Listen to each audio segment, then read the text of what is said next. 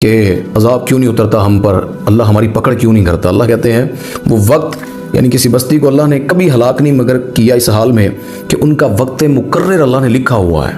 अचानक नहीं अल्लाह मारता, वो एक तरतीब बनी हुई है। तो ये अल्लाह ताला यहाँ वो बातें कर रहे हैं। इससे आगे नबी पाक सल्लल्लाहु अलैहि वसल्लम को अल्लाह ने तसल्ली दी। वो तसल्ली किस बात की थी? फरमाया कि ये आपको क्या कहते हैं, इन्नका लमजनून, आप मजनू हैं माज़ अल्लाह। तो ये नबी पाक सल्लल्लाहु अलैहि वसल्लम का मजाक जो उड़ाते अल्लाह ने उनको जवाब दिया। वो कहते थे कि आप सच्चे हैं तो फरिश्ते क्यों नहीं नासल होते, हमारी आंखों के सामने उतर आए ना। तो अल्लाह ने यहाँ 7 और 8 नंबर आयत तक अल्लाह ने ये वाज़े कर दिया, फरमाया कि मेरे नबी फरिश्ते इसलिए नहीं उतारे जाते कि उनको निशानियों के तौर पर या दिखाने के लिए। फरिश्ते तो एक अजाब जब लिख दिया जाता है, जो अल्लाह का हुक्म सादर होता है उसको लाने के लिए फरिश्तों की ड्यूटी है।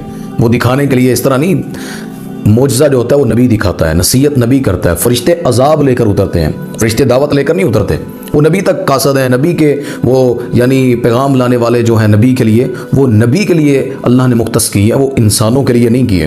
तो अल्लाह ताला ने यहाँ ये सारी बातें की। वो आया था ना, एक गांव से कबीले से बंदा आया, तो उसने कहा था मैं जादू, जितने जादूगर जिन पे जादू मजनून जो हैं, जिन पर जादू हुआ है, मैं उनका इलाज कर लेता हूँ। तो उसने नबी पाक सल्लल्लाहु अलैहि वसल्लम के इलाज करने के लिए माज़अल्लाह आया और कहता परेशान ना हो, मैं इस तरह का इलाज कर लेता हूँ। सही मुस्लिम में हदीस है। तो नबी पाक सल्लल्लाहु अलैहि वसल्लम ने खुतबा पढ़ा उसके सामने, उसने अल्फाज सुने तो बड़ा हैरान हुआ। कहता दोहराए इसे। 3 दफ़ा नबी पाक सल्लल्लाहु अलैहि वसल्लम ने खुतबा पढ़ा। तो कहता ये अल्फाज मैंने बड़े कहनों को सुना, बड़े जादूगरों को सुना, ये अल्फाज समुंदर की गहराइयों तक जा चुके हैं, इतने गहरे हैं कि ये आम बंदा नहीं बोल सकता। और नबी का हाथ मांगा और बैत करके कलमा पढ़कर मुसलमान हो गया। तो नबी को जो मजनू कह रहे थे, अल्लाह ने उनको ईमान में दाखिल कर दिया। तो ये अल्लाह ताला तसल्ली दे रहे हैं अपने नबी को कि परेशान नहीं होना।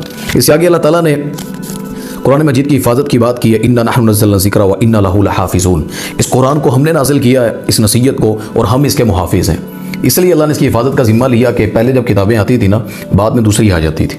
कुरान अब क़यामत तक अकेली किताब है। हमारे नबी सल्लल्लाहु अलैहि वसल्लम आखिरी पैगंबर है। अब क़यामत तक कोई नबी नहीं आएगा, ला नबी या बादी, मेरे बाद कोई नबी नहीं, कुरान के अलावा कोई किताब नहीं, ये आखिरी किताब है आसमान से नाज़िल होने वाली। तो अल्लाह ताला उसकी यहाँ पर हिफाजत की बात कर रहे हैं। इससे आगे अल्लाह ताला ने जिन्न और इंसान की तख्लीक का तस्करा किया। अल्लाह फरमाते हैं यहाँ 26 और 27 नंबर आयत में कि बिलाशुबा यकीनन हमने इंसान को मिन सलसालिम मिन हमाइम मसनून, बजने वाली मिट्टी से अल्लाह ने कहते हैं हमने पैदा किया, जो बदबूदार स्याह कीचड़ सी थी। और जान यानी जो जिन्न है उनको पहले लो की आग से पैदा किया, यानी आग की जो पहली लो होती है ना, फरमाया वहाँ से हमने जिन्नात को यानी आग से ही पैदा किया। तो ये जो मिट्टी है ना, इसके बारे में बड़ा आता है। जिस तरह तुराब है वो खुश्क मिट्टी को कहा जाता है, अर्ज़ आम ज़मीन आम मिट्टी, और जिस तरह तीन है गीली मिट्टी। तो ये जो अल्लाह ताला ने सारी बातें की है ना, वो आप तफसील से कभी पढ़े। तो आदम अलैहिस्सलाम को अल्लाह ने जब पैदा किया तो मुट्ठी जो मिट्टी की थी ना, ज़मीन की मुख्तलिफ जगह से ली।